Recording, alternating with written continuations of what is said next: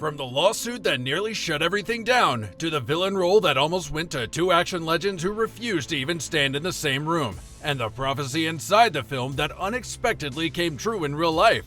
Accepted. Lucky number 7. Let's dive in and uncover the most surprising and downright weird facts about Demolition Man, starting with one that still shocks fans today. Number 1. Real riot footage used. You are now entering the Hall of Violence, a visual representation of the primitive... In the Hall of Violence scene, the burning buildings and street destruction you see in the background aren't movie effects. They're real. The production used actual footage from the 1992 Los Angeles riots, one of the most devastating events in modern US history. Instead of staging explosions, the movie borrowed real ones.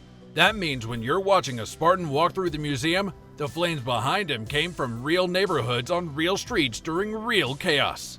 It's one of the most quietly haunting details in the entire film, and it sets the tone for how unpredictable everything behind the scenes was. And speaking of unpredictability, the movie almost had a very different villain.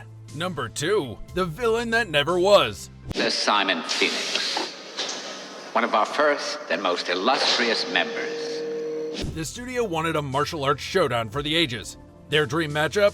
Jean-Claude Van Damme versus Steven Seagal. But both said no. Stallone tried to save the idea by suggesting Jackie Chan to play Simon Phoenix.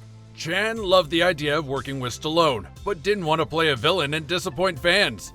Only after all of these rejections did Wesley Snipes step in, bleach his hair, and walk into the role that became one of the most chaotic villains of the decade. And the chaos behind that decision didn't stop there, because the film's leading lady came from an even stranger emergency. But that's only the start. The next detail shows just how unpredictable the making of this movie really was. Number 3, the 2-day swap. Thank you for rendering me unconscious. Huxley, I did it for your own good. Lori Petty was originally cast as Lenina Huxley. She lasted 2 days. The chemistry with Stallone just didn't work, and the studio cut her almost immediately. They suddenly had no leading actress, no rhythm, and a production schedule already burning money by the hour. Enter Sandra Bullock, who stepped in fast, brightened the movie's energy, and, without anyone knowing it, landed one of the roles that helped launch her future career. And once Bullock settled in, something else started causing problems on set: Wesley Snipes' fist. And if that surprised you, what comes next reveals an even stranger twist behind the scenes. Number 4, Snipes moved too fast.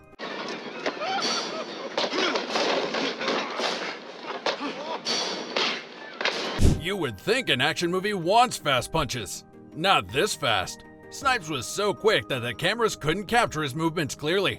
The footage came back blurry, like a glitchy blur of arms and legs.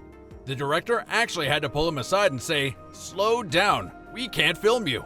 That's how Simon Phoenix got his strange, unpredictable fighting style. Fast enough to look dangerous, slow enough for the camera to see. While Snipes was slowing down, Stallone was speeding up his entire life. Things only get weirder from here, because the next fact shows the real grind behind this film. Number 5, Stallone's double film grind. In 1993, Stallone was basically working 2 full-time jobs. He was filming Demolition Man while also starring in Cliffhanger. 2 giant action movies, 2 demanding roles, interviews, training, stunts, travel. The man barely slept. But somehow he kept both films going. And when Demolition Man premiered, you were watching a man at the peak of an insane workload. Yet the biggest emotional story he filmed never made it into the movie. And just when it seems like the surprises are done, the next fact flips everything you'd expect. Number 6, Spartan's lost daughter. Originally, John Spartan's daughter survived the earthquake and was living somewhere in San Angeles. The movie included scenes of Spartan learning she was alive, searching for her, and realizing she had grown up in a world completely different from the one he knew. But in the editing room, everything was cut. No daughter, no closure, no emotional payoff. Fans spent years creating theories. Some believe she appeared in the underground world as an unnamed character Spartan actually meets without knowing who she is. One of the film's deepest storylines simply vanished because of pacing. And behind the script, there was another mystery building. Number 7, the plagiarism ghost case. Hungarian author István Nemeth claimed Demolition Man copied his novel Fight of the Dead, which involved a dystopian future, a controlled society, and a violent criminal thawed to stop another. But the case never reached court. The cost was too high, the case faded away, and nothing was ever proven.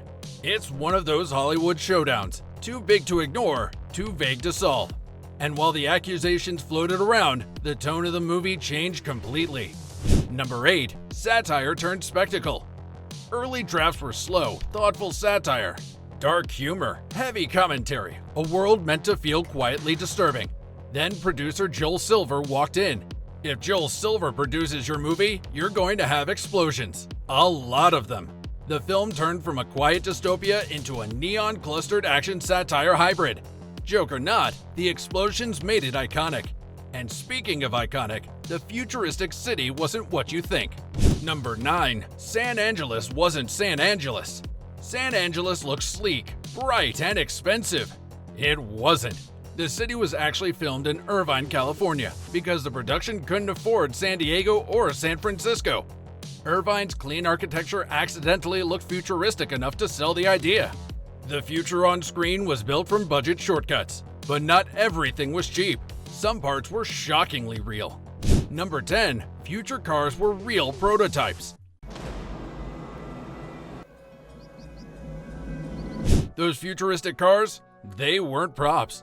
They were real GM prototypes, including the incredibly rare GM Ultralight. These cars cost a fortune and were so delicate that some crew members were terrified to touch them. But they added just enough realism to make the future feel believable. And speaking of realism, depending on where you lived, the future tasted very different. Number 11. Taco Bell versus Pizza Hut World Split. I mean, sure I did, and my reward is dinner and dance in a Pizza Hut? I mean, hey, I like a big fat piece of pizza, but come on! In the US, Taco Bell wins the franchise wars.